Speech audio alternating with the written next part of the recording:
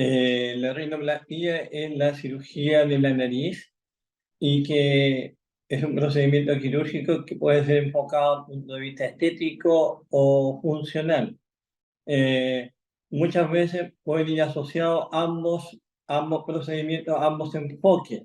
La cirugía estética de la nariz va a ser evaluada desde el punto de vista de la forma de la nariz, cuáles son sus proporciones, su tamaño, cuál si hay o no desviaciones, etcétera, y cuál es su relación con el rostro. De esa manera nosotros vamos eh, a realizar un procedimiento que busca armonizar aquellos elementos que pueden estar alterados y que para el paciente representan un problema. Paralelo a eso, puede haber alteraciones funcionales, que puede ser, por ejemplo, una desviación de tabique, la presencia de un cornete o alguna desviación interna que altere la función respiratoria alta. Y para eso uno determina en el momento cuáles son aquellos elementos que hay que corregir y muchas veces desde el punto de vista de la cirugía uno realiza ambos procedimientos si están indicados en la misma intervención quirúrgica, ya que los cirujanos plásticos en su formación estamos preparados para realizar ambos procedimientos en el mismo procedimiento quirúrgico. Aquellos pacientes que son candidatos son hombres y mujeres que son sanos, en general son aquellos, en la mujer se puede realizar un año después de que el paciente ya ha completado su desarrollo óseo, que eso habitualmente es 1 o 2 años después de la primera regla en la mujer, y en hombres en general a partir de los 17 y 18 años, cuando ya tiene una formación ósea adecuada y además desde el punto de vista psicológico están preparados. Tienen que ser pacientes sanos o que si tienen alguna patología es estabilizada para ser candidatos a la cirugía. En general los enfoques son múltiples, pero está enfocado a dos áreas, un área estética y un área funcional. El área estética es aquella que va a evaluar qué condiciones tiene la nariz en cuanto a su forma, tamaño, proporción, el dorso nasal, las alas nasales, los orificios, la punta, y qué relación tiene eso con el rostro. Cuando esos elementos están alterados o provocan alguna alteración en el paciente, uno puede determinar que ese paciente es candidato a una cirugía desde el punto de vista estético. Y uno durante la entrevista, eh, digamos, determina cuáles son las inquietudes del paciente y le explica en forma detallada cuáles son aquellos elementos que se van a modificar siendo realista con el rostro de ese paciente. O sea, hay que ser bien realista en las expectativas que ese paciente desea. El otro enfoque es un enfoque funcional donde puede que tenga alguna alteración en la función respiratoria alta o en alguna desviación que esté asociada también a una alteración estética y por lo tanto el enfoque en el estudio de la función respiratoria e imágenes va a estar enfocado a la solución del problema funcional. ¿Cuál es la diferencia? Es que desde el punto de vista estético, uno va a considerar todos aquellos elementos que van a modificar esos factores. Desde el punto de vista funcional, va a realizar modificaciones que mejoren la función respiratoria y que muchos de esos resultados no son visibles, sino que son internos dentro de la nariz, por lo tanto no se van a ver mayor modificación, pero sí funcionalmente se van a notar los cambios. Y cuando son mixtos, es decir, estético y funcional, uno durante la cirugía hace los dos enfoques desde el mismo punto de vista funcional y estético en el mismo acto quirúrgico. Cuando uno recibe el paciente, le hace una historia clínica y sobre todo determina cuál es el motivo de consulta de ese paciente, que puede ser estético, funcional o ambos. Cuando uno escucha al paciente, dice, por ejemplo, me molesta la punta, el ángulo, la forma, desviación, etc., uno está enfocado a la parte estética. Uno escucha al paciente, ve qué es lo que quiere solucionar y cuánto eso le afecta en su autoestima. Y en ese enfoque uno pues, realiza un examen clínico al paciente, donde nosotros en nuestra clínica le mostramos al paciente frente al espejo aquellos elementos que le está resaltando y cuáles son los que vamos a modificar. Y mediante un lápiz o algunas marcaciones uno le va diciendo al paciente, estos son los puntos que vamos a modificar. Por ejemplo, desviación, ancho de la nariz, presencia o no de alguna jiba, orificios nasales asimétricos, tamaño de la nariz muy grande, etc. Entonces, el paciente va a saber exactamente que esos son los puntos que a él le afectan y que van a ser modificados. Si hay algún elemento funcional en la alteración, hacemos un examen para ver si hay alguna alteración en la función respiratoria alta por una o las dos cosas, y eso se complementa con exámenes funcionales para ver la función respiratoria y dónde hay que modificarlo asociado a exámenes de imágenes.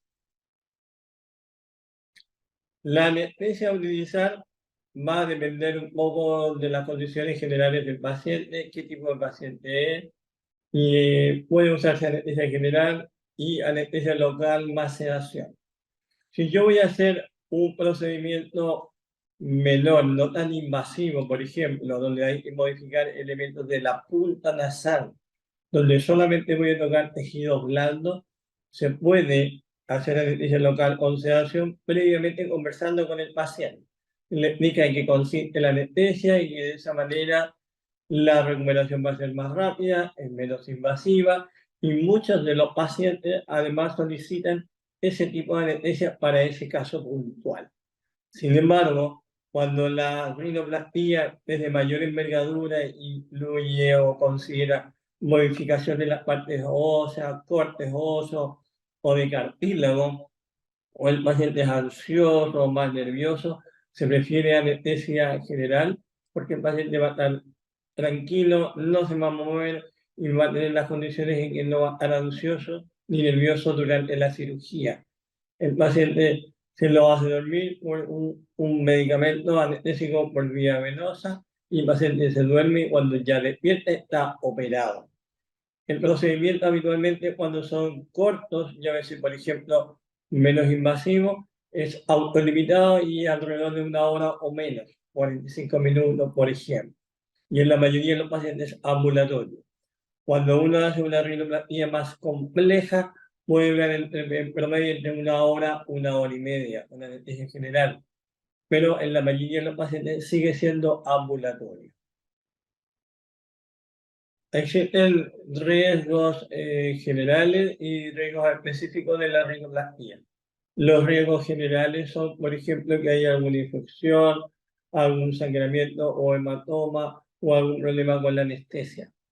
Para eso, durante uno hace una serie de exámenes previos para determinar las condiciones del paciente y nosotros durante la cirugía, por ejemplo, usamos antibióticos en forma endovenosa para disminuir la posibilidad de infección.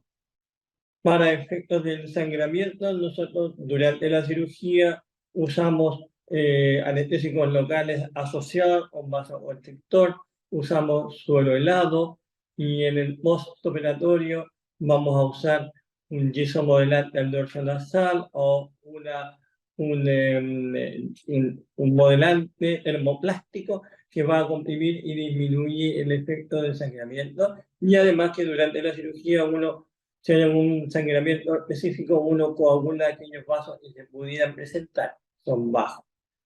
Y desde el punto de vista anestésico, esa es una evaluación previa, donde el anestesista va a evaluar al paciente, va a conversar con él con los exámenes en la mano y le va a explicar al paciente cuál es el tipo de anestesia más indicado para ese paciente.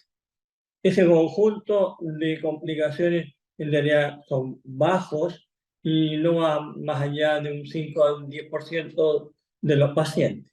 Y existen complicaciones específicas que, por ejemplo, puede ser que por inexperiencia del cirujano no se logre lo que se había planificado en la cirugía o que las expectativas del paciente sean sobredimensionadas respecto a los resultados para ese paciente. Y para eso es muy importante que el médico que evalúa y que va a hacer el procedimiento sea un especialista y que las expectativas que se le planteen al paciente sean realmente realistas y que él se dé un tiempo necesario para ver los resultados finales. Eh, el dolor en realidad no solamente se maneja después de la cirugía, sino antes de la cirugía. Y para eso, en la cirugía, nosotros asociamos, independiente que sea con anestesia general, la infiltración con anestésicos locales con vasoconstrictores. Y de esta manera, el postoperatorio inmediato ya va a tener una analgesia importante. Usamos suero frío, helado, porque de esa manera todo el frío produce una vasoconstricción, disminuye la inflamación y disminuye el dolor durante la cirugía. Asociado a esto, cuando termina la cirugía, uno coloca un yeso modelante al dorso o una lámina o un modelante termoplástico que va a comprimir el dorso nasal para disminuir la inflamación, el edema y como consecuencia el dolor.